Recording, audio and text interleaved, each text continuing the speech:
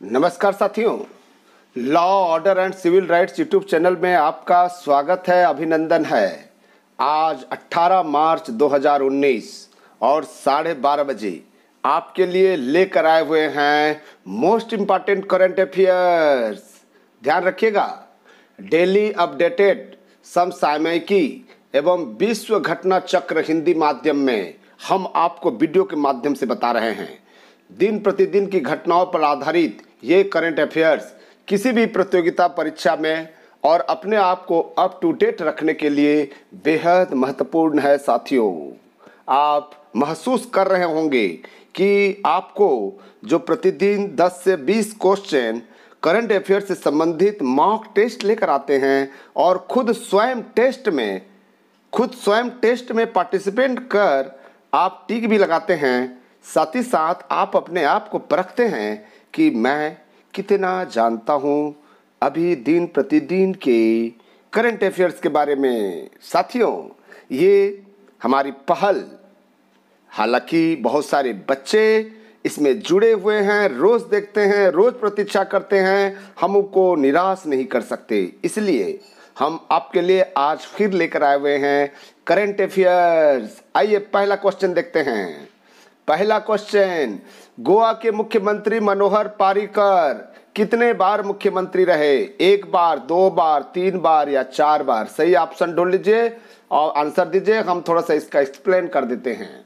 गोवा के मुख्यमंत्री और देश के पूर्व रक्षा मंत्री मनोहर पारीकर का 17 मार्च को निधन हो गया। वे 64 वर्ष के थे और पैक्रियाटिक कैंसर से पीड़ित थे। ये कैंसर से पीड़ित थे।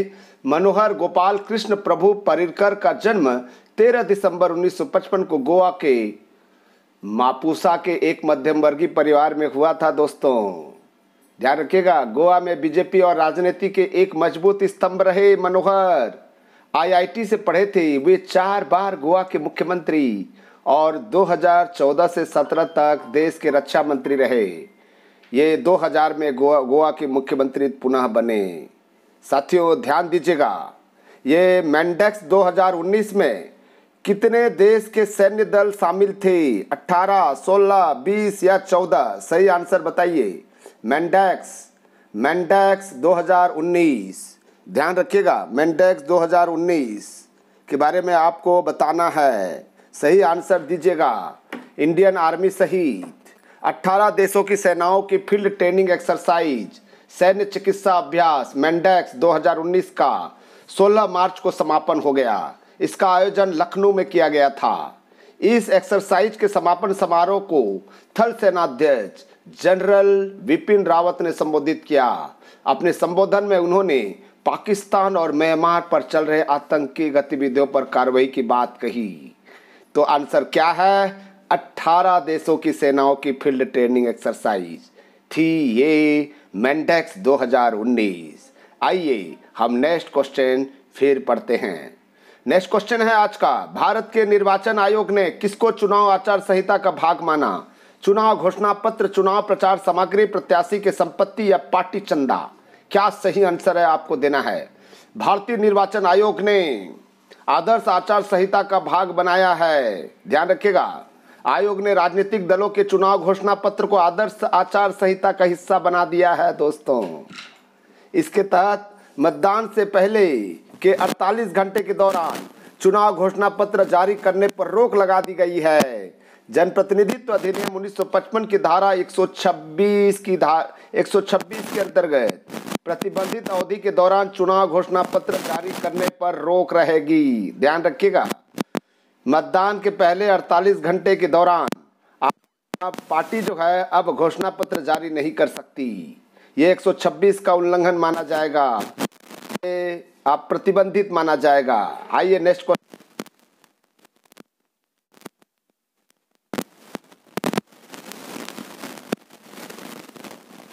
कहाँ है जीतवा? रूस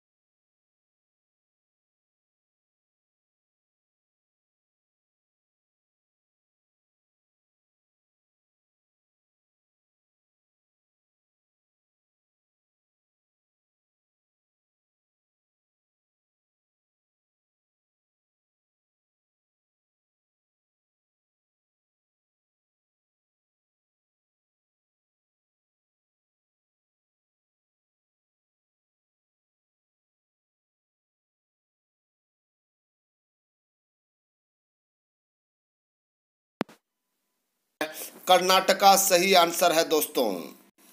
आइए दोस्तों नेक्स्ट क्वेश्चन देखते हैं। 4 अक्टूबर 1957 को किसने मानव निर्मित उपग्रह स्पुतनिक फर्स्ट भेजकर पहले देश बना?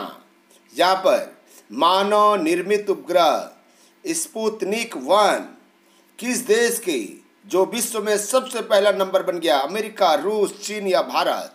सही आंसर आपको बताना है, क्योंकि ये बहुत छोटा छोटा प्रश्न है, हम जो है बहुत जल्दी इसको ले रहे हैं। इसका सही आंसर हम आपको बता दें, 4 अक्टूबर 1957 बहुत इंपॉर्टेंट है। और स्पुतनिक 1 ये रूस ने भेजकर विश्व का पहला देश बना दोस्तों। आइए नेक्स्ट क्वेश्चन देखते हैं।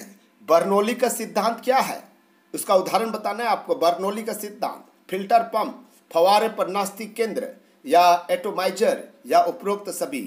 बर्नौली का सिद्धांत जो है वो तरल पदार्थ का जो कुछ भाग जो है वो जब बहता है बिना घर्षण के आगे बढ़ता है, बिना घर्षण के आगे बढ़ता है, तो उसको हम बर्नौली का सिद्धांत कहते हैं। इसी सिद्धांत पर जो बना हुआ है, हम आपको सही आंसर बता दें, उपरोक्त सभी है। फिल्टर पंप, फवारे पर नास्तिक गेंद या एटोमाइजर, तीनों उदाहरण बर्नौली के सिद्धांत पर आधारित है।